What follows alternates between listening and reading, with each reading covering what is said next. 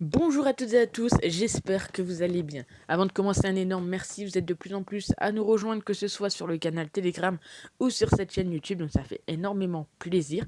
J'espère, voilà, pourquoi pas qu'on aura les 1900 abonnés avant la fin de l'année, ça serait topissime. En tout cas, grâce à cette Coupe du Monde, voilà, vous êtes de plus en plus nombreux à me découvrir et ça fait énormément plaisir. Ce week-end, j'ai pas pu faire de vidéo comme je vous fais celle-ci et comme je vous ai fait les précédentes, mais je vous ai quand même donné mes pronostics et on a fait du 3 sur 4. On a fait passer de très belles cotes et ça fait énormément plaisir.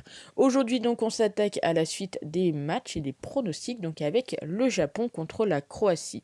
Alors on va commencer à parler un petit peu plus du Japon. Le Japon on sait qu'ils seront sans l'un de leurs défenseurs qui donc est suspendu sur ce match. C'est tout simplement euh, Itakura, donc voilà, qui est suspendu. Du côté de la Croatie, logiquement, on devrait avoir le 11 type.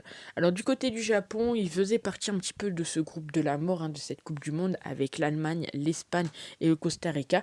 Et on a pu voir que voilà, contre l'Espagne et contre l'Allemagne, ça s'est très bien passé pour les Japonais. Victoire 2 buts à 1. Par contre, pour le Costa Rica, voilà, seulement une petite défaite, 1 but à 0. Du côté de la Croatie, c'est chose rare, c'est très rare que ça se passe, mais ça s'est fait du côté de la Croatie. Ils se sont qualifiés pour les huitièmes en gagnant seulement un match, et c'était contre le Canada sur le score de 4 buts à 1. Ensuite, donc, ils avaient fait nul contre la Belgique 0-0 et nul contre le Maroc 0-0. Alors ici, on le sait, la Croatie est donnée favorite, faut pas l'oublier, c'est quand même les vice-championnes du monde, mais ces derniers temps, je les ai trouvés un peu moins bien. Alors de mon côté, clairement, je serais bien parti sur un match nul, voire le Japon. Donc le Japon ou nul, vous le voyez ici, c'est coté 1,78. Mais comme honnêtement, voilà, d'après mes petites analyses, etc., je vois bien un 1-1, donc un but partout. Je pense pas que ça sera un match avec énormément de buts. Et donc dans ce cas-là, je me dis, les deux équipes peuvent potentiellement marquer. Et donc, vous le savez, en tout cas pour ceux qui le savent, j'aime toujours parier sur la cote la plus haute. Donc voilà, si par exemple ici, je sais pas, Japon ou nul ou les deux équipes marquent, alors je pourrais combiner les deux, mais ça reste une huitième de finale, on va pas non plus s'enflammer. Et donc je pars plus sur tout simplement la cote ici la plus haute, à savoir les deux équipes marquent, c'est coté à 1,87. On passe au second match, le Brésil contre la Corée du Sud.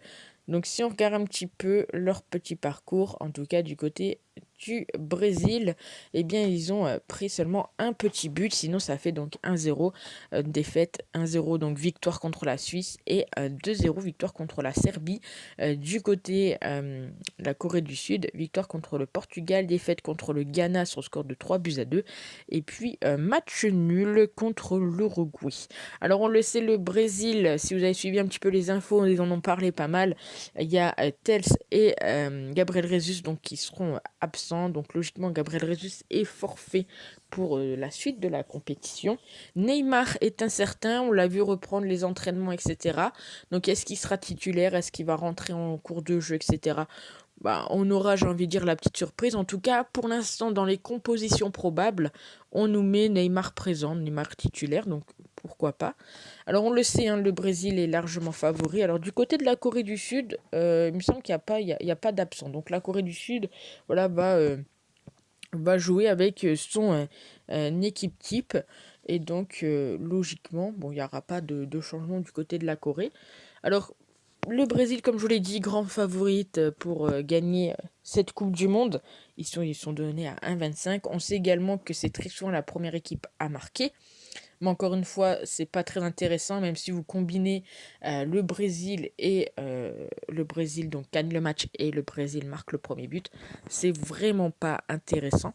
Alors on sait qu'ils se sont déjà affrontés, hein, ces deux équipes, en 2022 et en 2019 et en 2013, où le Brésil donc a gagné 5-1, 3-0 et 2-0. Alors ici, mon pronostic, encore une fois, ça ne sera pas une cote supérieure à 2, mais tout de même une cote assez intéressante. On part donc sur écart et je pars tout simplement sur le Brésil gagne de 2 buts ou plus. C'est tout de même coté à 1,72. Donc voici les deux pronostics. N'hésitez pas à me dire ce que vous en pensez. Donc le but des deux équipes entre le Japon et la Croatie. Et le Brésil gagne de 2 buts ou plus.